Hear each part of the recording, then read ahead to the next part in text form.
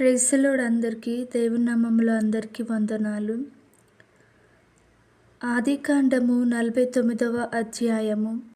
యాకోబు తన కుమారులను పిలిపించి ఇట్లనెను, మీరు కూడి రండి, అంత్యదినములలో మీకు సంభవింపబోవు సంగతులను మీకు తెలియజేసేదను. యాకోబు కుమారులారా, కూడి వచ్చి ఆలకించుడి, మీ తండ్రి అయిన ఇశ్రాయేలు మాట వినుడి. రూబేను, నీవు నా పెద్ద కుమారుడవు, నా శక్తియు నా బలము యొక్క ప్రథమ ఫలమును, ఔన్నత్యాతిశయమును బలాతిశయమును నీవే. నీళ్ల వలె చంచలుడవై నీవు అతిశయము పొందవు. నీ తండ్రి మంచము మీదికెక్కితివి, దానిని అపవిత్రము చేసితివి, అతడు నా మంచము మీదికెక్కెను. షిమ్యోను లేవి అనువారు సహోదరులు, వారి ఖడ్గములు బలాత్కారపు ఆయుధములు. నా ప్రాణమా, వారి ఆలోచనలో చేరవద్దు. నా ఘనమా, వారి సంగముతో కలుసుకొనవద్దు. వారు కోపము వచ్చి మనుష్యులను చంపిరి, తమ స్వేచ్ఛ చేత ఎద్దుల గుదికాలి నరములను తెగగొట్టిరి. వారి కోపము వేంద్రమైనది, వారి ఉగ్రతయు కఠినమైనది, అవి శపింపబడును. యాకోబులో వారిని విభజించెదను, ఇశ్రాయేలులో వారిని చెదరగొట్టెదను. యూదా, నీ సహోదరులు నిన్ను స్తుతించెదరు. నీ చేయి నీ శత్రువుల మెడి మీద ఉండును. నీ తండ్రి కుమారులు నీ ఎదుట సాగిలపడుదురు. యూదా కొదమ సింహము, నా కుమారుడా, నీవు పట్టిన దాని తిని వచ్చితివి. సింహము వలెను, గర్జించు ఆడు సింహము వలెను అతడు కాళ్ళు మడుచుకొని పండుకొనెను. అతని లేపువాడెవడు? షిలోహు వచ్చు వరకు యూదా యొద్ద నుండి దండము తొలగదు, అతని కాళ్ళ మధ్య నుండి రాజదండము తొలగదు. ప్రజలు అతనికి విధేయులై ఉందురు.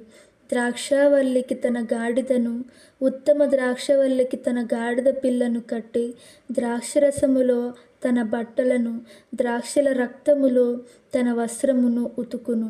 అతని కన్నులు ద్రాక్షరసము చేత ఎర్రగాను, అతని పళ్ళు పాలచేత తెల్లగాను ఉండును. జెబులూను సముద్రపు రేవున నివసించును, అతడు ఓడలకు రేవుగా ఉండును.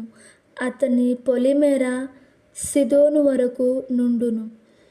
ఇశ్శాఖారు రెండు దొడ్ల మధ్యను పండుకొని ఉన్న బలమైన గార్ధబము.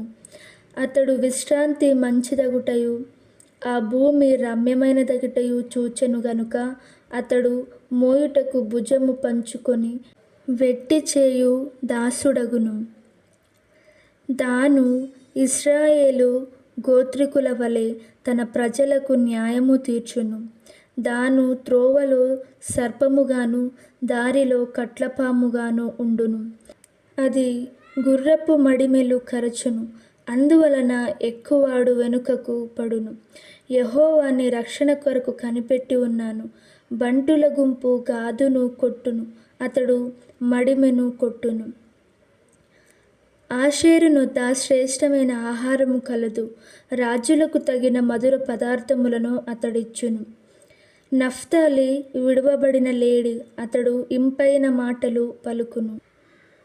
యోసేపు ఫలించెడి కొమ్మ, ఊట యొద్ద ఫలించెడి కొమ్మ, దాని రెమ్మలు గోడ మీదికి ఎక్కి వ్యాపించును. విలుకాండ్రు అతని వేధించిరి, వారు బాణములను వేసిరి, అతని హింసించిరి.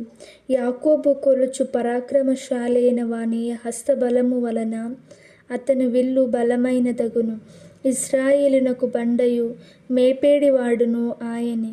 నీకు సహాయము చేయు నీ తండ్రి దేవుని వలనను, పైనుండి మింటి దీవెనలతోనూ, క్రింద దాగి ఉన్న అగాధ జలముల దీవెనలతోనూ, స్తనముల దీవెనలతోనూ, గర్భముల దీవెనలతోనూ నిన్ను దీవించు సర్వశక్తుని దీవెన వలనను అతని బాహుబలము దిట్టపరచబడును. నీ తండ్రి దీవెనలను నా పూర్వీకుల దీవెనలపైని చిరకాల పర్వతముల కంటే హెచ్చుగా ప్రబలమగును. అవి యోసేపు తల మీదను, తన సహోదరుల నుండి వేరుపరచబడిన వాని నడినెత్తి మీదను ఉండును. బెన్యామీను చీల్చునట్టి తోడేలు. అతడు ఉదయమందు ఎరను తిని అస్తమయమందు దోపుడు సొమ్ము పంచుకొనును. ఇవి అన్నియు ఇశ్రాయేలు 12 గోత్రములు.